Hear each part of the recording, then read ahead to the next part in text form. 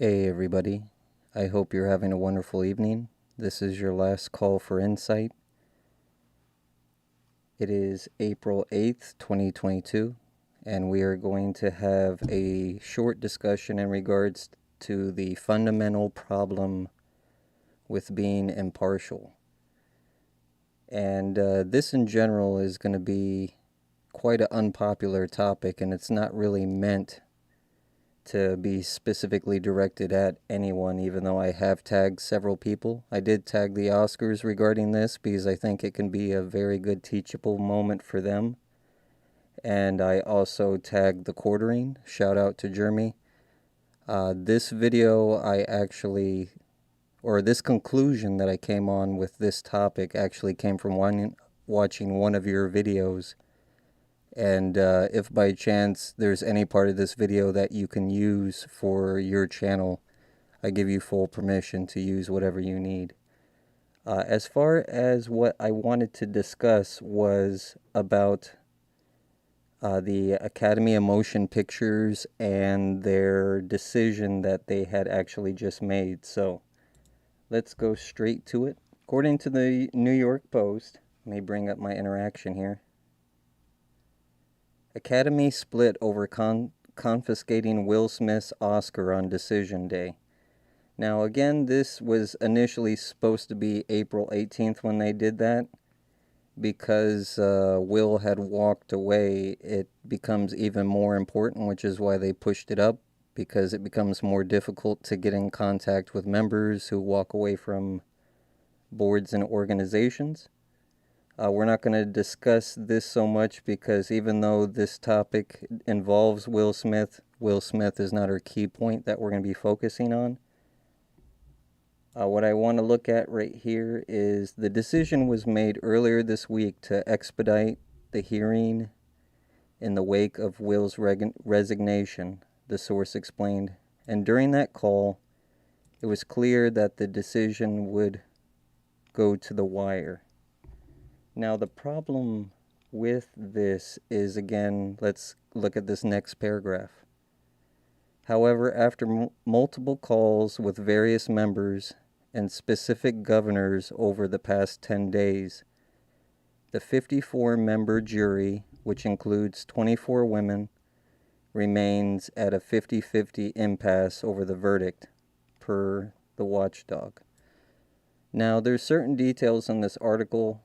Again, shout out to the quartering. I wouldn't have noticed this if I just wasn't wandering around YouTube, but I did hear him out on this story. There's actually something that's very peculiar about this, and I think it can be an excellent teaching moment. Again, I'm not doing the Will Smith story anymore. As far as I'm concerned, that story's done. I don't want to make it seem like I'm picking on him. However, we were able to have some good discussions on the way you move and taking risk. But as far as this article, this right here, this paragraph, there's a lot of stuff in here that the normal person wouldn't check. Let's take a look at the next paragraph. The governors themselves are also said to be in a disagreement, said the source, adding the board deemed it hypocritical to rescind Smith's statuette given that convicted peoples and, of course, other peoples still haven't been stripped yet. So there's several different hypotheses regarding this, but again, let's look at our first topic first.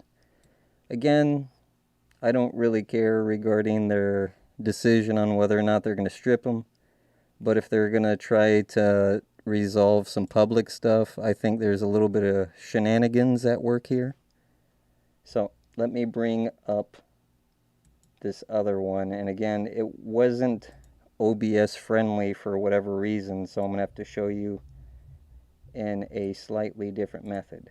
Okay, we are currently at Oscars.org. This is public information. Again, I'm not putting anyone in a position, but there's actually something very interesting here.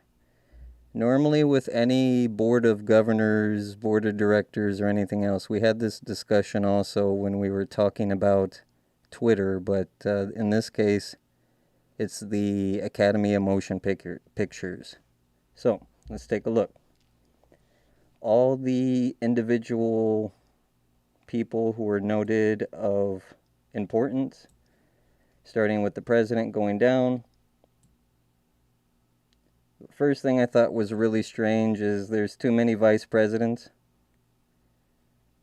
Obviously, this person is probably a treasurer, but given that the current vice presidents probably don't show up to half the meetings, that's why they have so many of them. But it's unnecessary.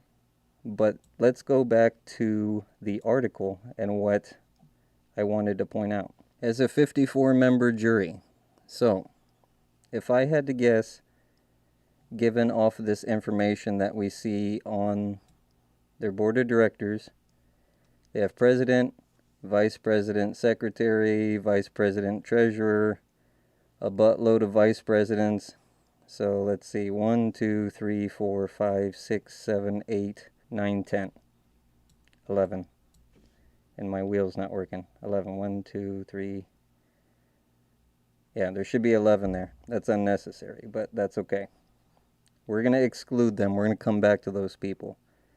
Now, regarding the governors, we have actors branch 3, casting director 6, cinematic 9, costume 12, directors branch 15, documentary 18, executive 21, film editor 24, makeup 27, marketing 30, music 33, producer 36, production 39, short film 42, 45, visual effects, and all these others. What they should have done in any board, and again, you can have 1,000,000 people on a board if you really wanted to. The problem when you have too many people, and again, there were 54 total as far as the governors. I didn't want to waste everyone's time counting through, but you can find this website online, Oscars.org, about board of directors. The point that I'm bringing up is there's 54 governors, and I'm just trying to do this as a process of elimination. The article had said there were 54 members, or there were 54 people who were voting. If I was part of this, which I'm not, and again, this is all speculation, I'm not putting any fire under anyone's specific butt, but there's something about this story that's very, very strange to me. If there were 54 governors and they actually had the ability to vote, whether or not those members had actual ability or do, because you have so many vice presidents or so many actual officers, they're actually listed as officers. Typically, you'll have president, vice president, sergeant at arms, treasurer, secretary, and then you may have some additional ones. But in general, it's good to have at least 3. You can make it 5 is pretty good. I've seen ones have more than that. Like in this case, they have a lot more, and they're just replacements. But the problem, as far as today's topic, is being impartial. So what is being impartial? Being neutral. There's actually something called Robert's Rule of Order that's used to govern. It's considered what's the gold standard for governing any board or any officer, any decision-making group, in order to be able to get anything done. Everything has to be agreed by everyone. The rules are kind of set in stone. However, they're governed by what's called bylaws in the organization.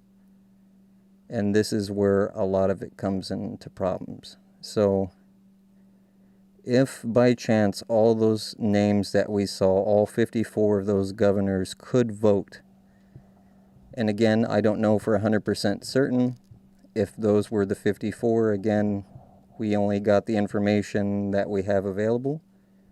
but we're just looking at this from a very neutral standpoint and a very logical standpoint. If there's 54 governors, the article said 54 people can vote.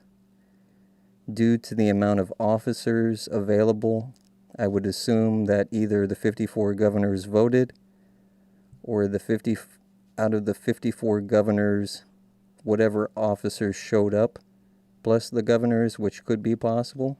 Because again, these are all actors, they're very busy people. However, people are allowed to log in according to their bylaws. They do have their public bylaws online as far as their rules, and they do allow members of the Oscars/Academy of Motion Pictures to be able to meet online, and they're allowed to vote due to their public ruling.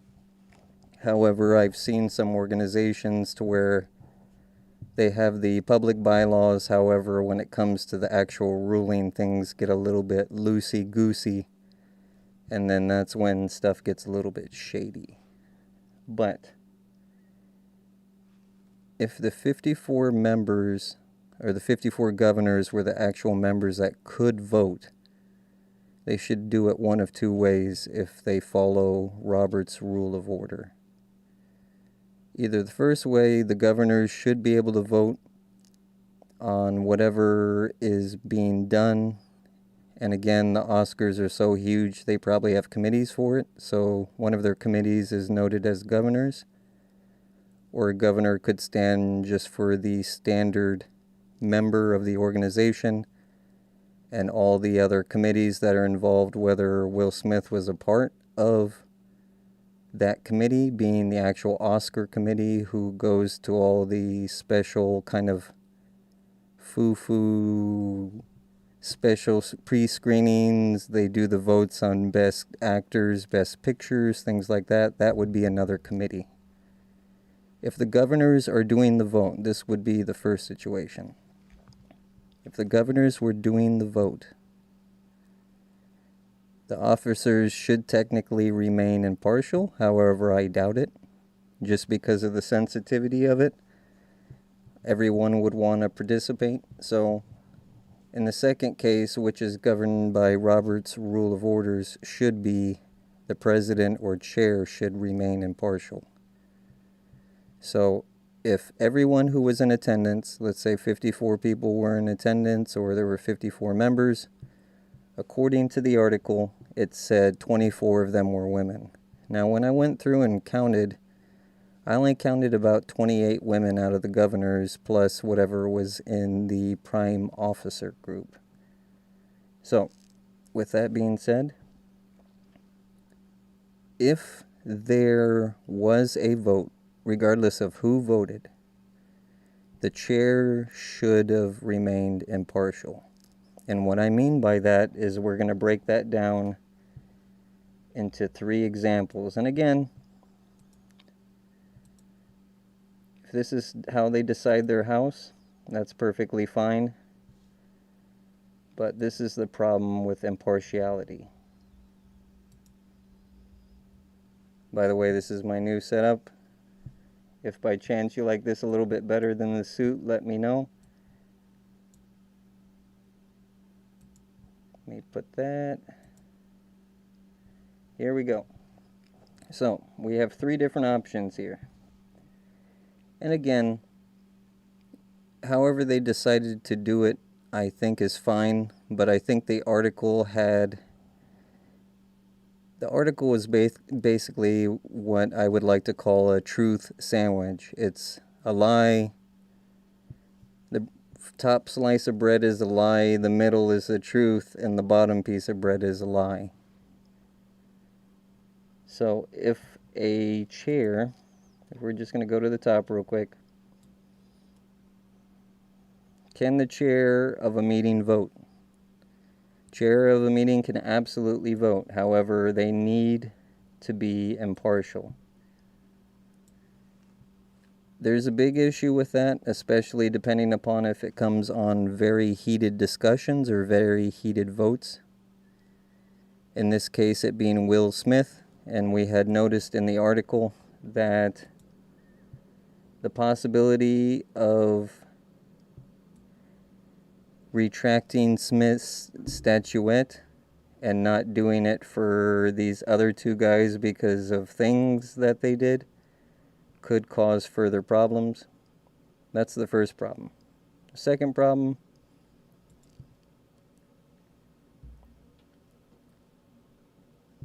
the chair can always vote if the vote is secret. Now, typically for something of this nature, while they would want to provide a little bit of secrecy as far as the voting goes, whether it was written ballot, if it was everyone has a button that they can press or not press at their desk and no one can see which button that you press. Again, we kind of have an idea of who voted for what. If you take a look, I'm not going to say any names of any of the actors, previous, former actors, or production people, but it's pretty easy to see who stands up and claps during a standing ovation as far as who's siding with who, especially after hearing the voices of who were horrified or who were appalled at the incident. So I'm not going to point fingers. That's not necessarily the problem.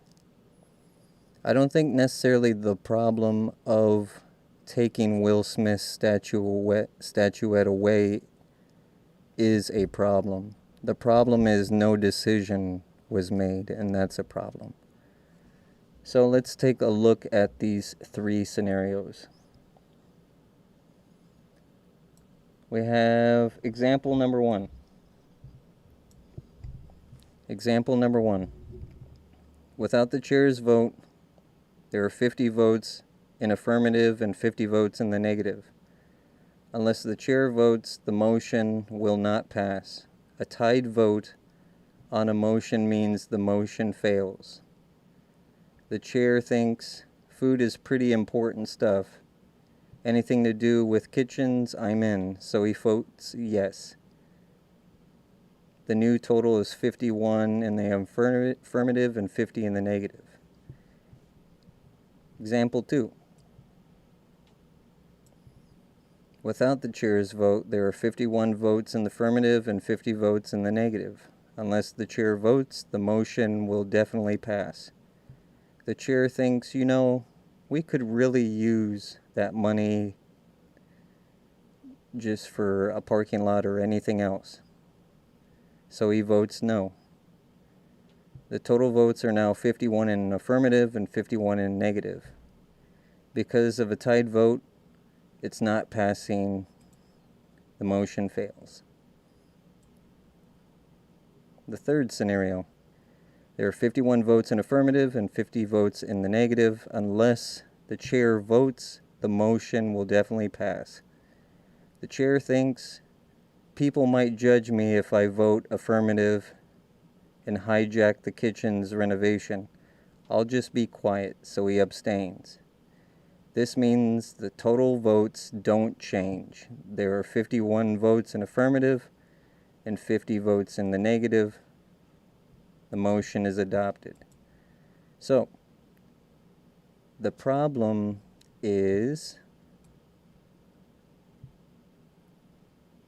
it boils down to example 1 or 2.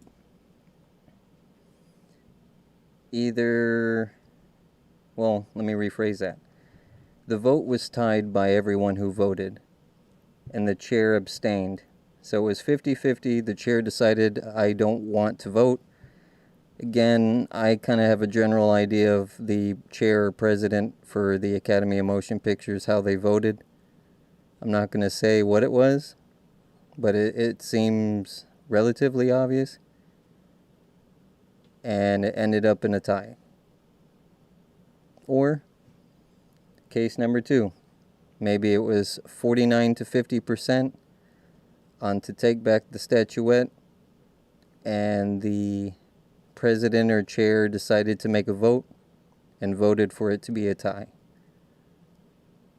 Or, option 3, everyone voted unanimously. That way the Oscars wouldn't have to deal with the pressure of taking away Will Smith's statuette. So they unanimously voted to say that it was a tie. That way they wouldn't have to take any action, and it was the best course of action to save face for their organization. I'd be really curious, and again, I'm not that curious, but I would be really curious to see if they would be willing to release the votes.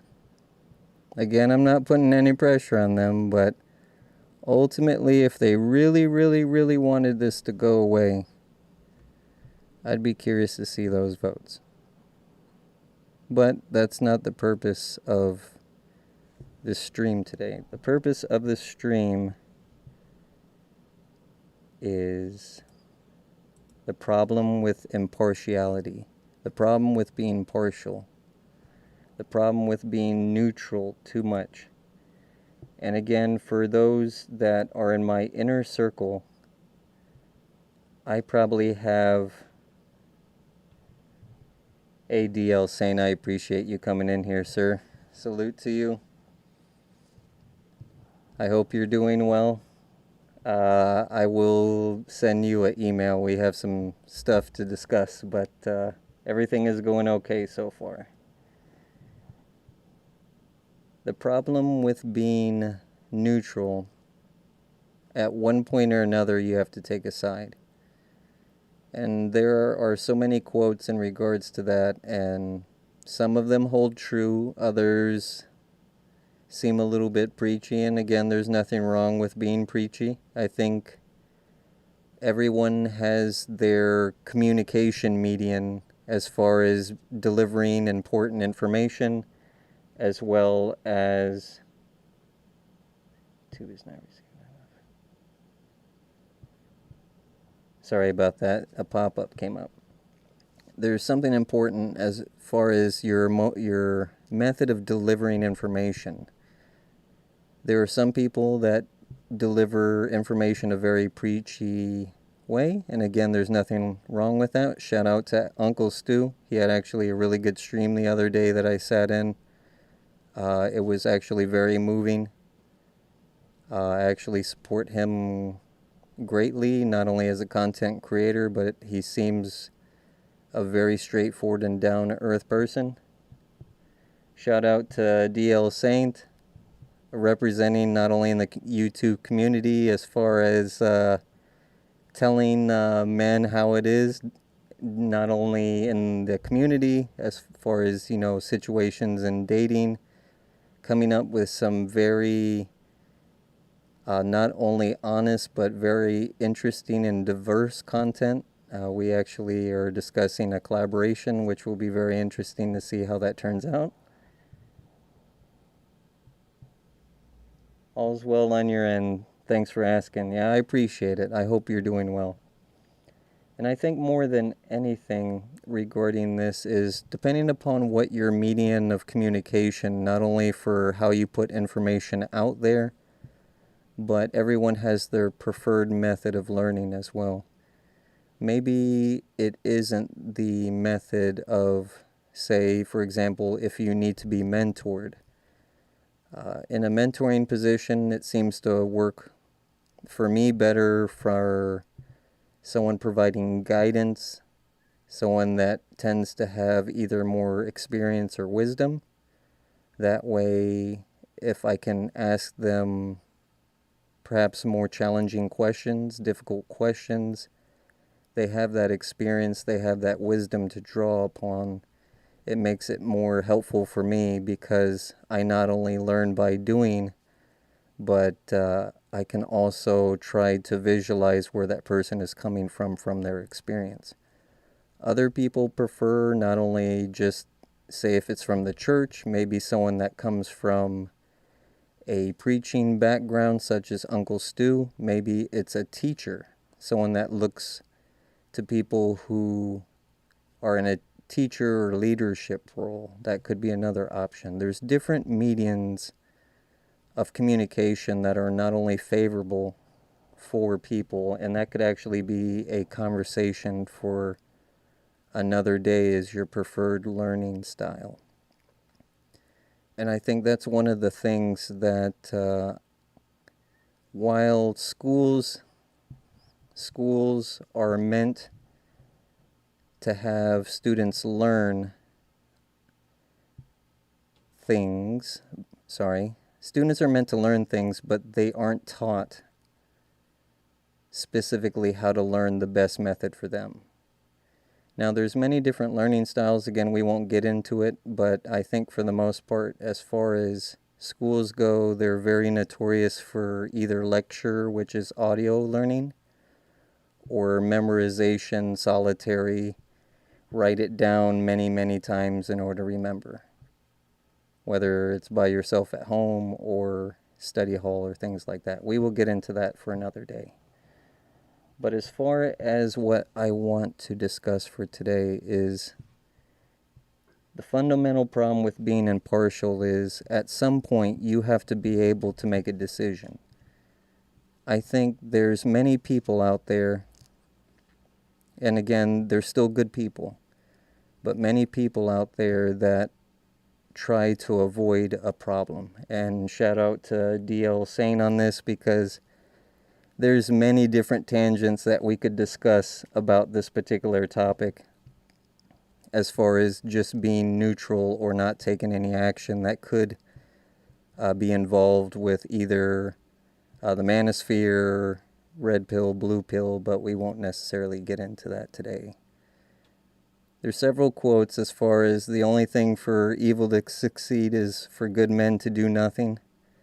While this may be a little bit melodramatic as far as this particular situation, when it comes to making decisions, whether it's our government trying to make decisions, whether it's organizations like the Academy of Motion Pictures making decisions, the Oscars, maybe it's in a micro perspective with our community, whether it's individual people, people within the black community, within other communities such as Hispanic, Caucasian, anything like that.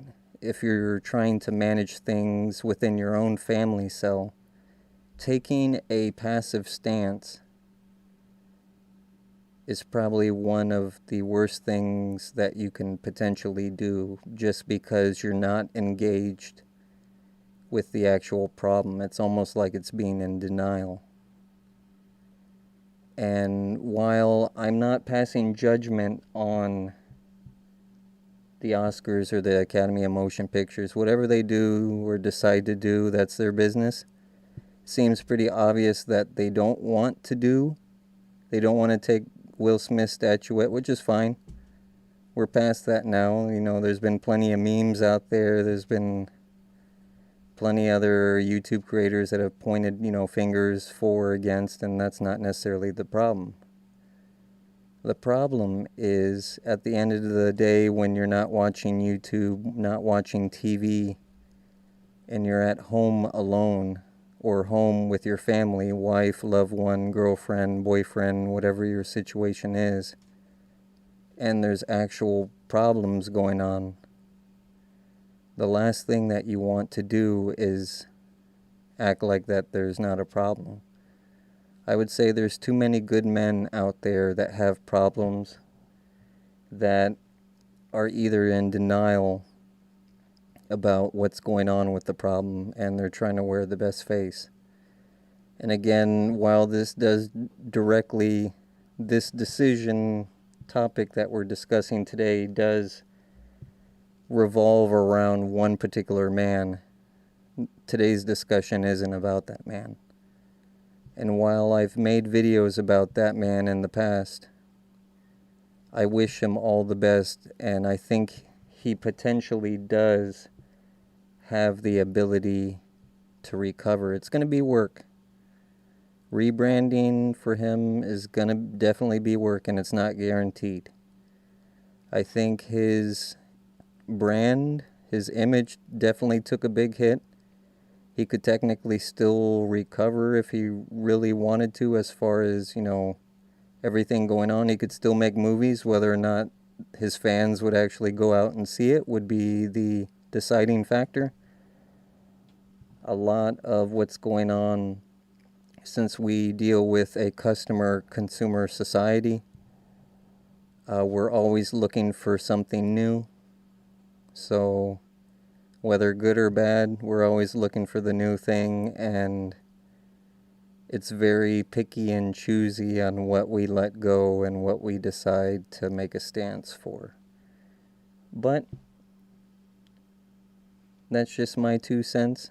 I know for my channel in general, I've been quite impartial myself, and I can't necessarily point a finger at anyone else without pointing a finger back at myself. So I think it's important to acknowledge that as far as your life goes, or as far as your channel goes, there's a lot of different things that we say as content creators. And I think more than anything, as we have this community, I know some people call it these YouTube streets, and I really hate that word. I like to call it a community. The reason why is I like to think that there's a lot more good going on in the community than bad going on in the community.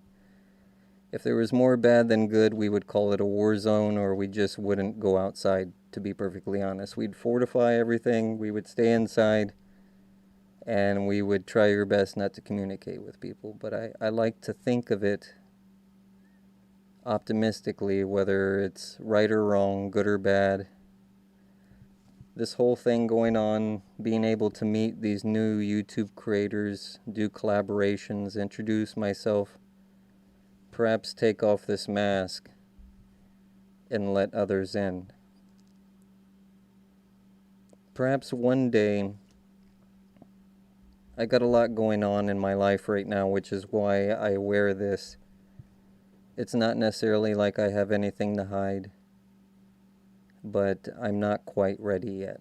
But I'd like to be able to take this off and be able to feel like I can freely speak my mind, that we can have these conversations face to face, that you're able to see me not for an individual, just another person, but someone that wants to provide an honest conversation, to where for my subscribers, you can provide your opinion. If you leave a comment, I read them all, regardless if I agree or disagree with you. But we can still have an open conversation back and forth, and it allows for both of us to learn. But hopefully Jeremy with the quartering sees this. I tagged him in the video. And again, Jeremy, if you think anything about this video is useful, I know you have your own thing going on. You're one of those content creators that really owns their situation, producing like 3 or 4 videos a day. I think that's epic. It's awesome. I don't know how you find time, especially since I do this part-time, and trying to edit all those, it's seriously time-consuming. But I respect what you do. I respect your voice over there.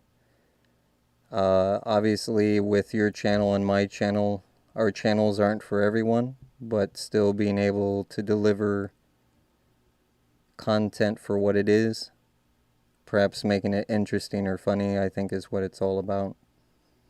And then if the haters come, they come. And that's really about it. DL saying, DL saying, I look forward to working with you. Peace. Yeah, I appreciate it, brother. Thank you.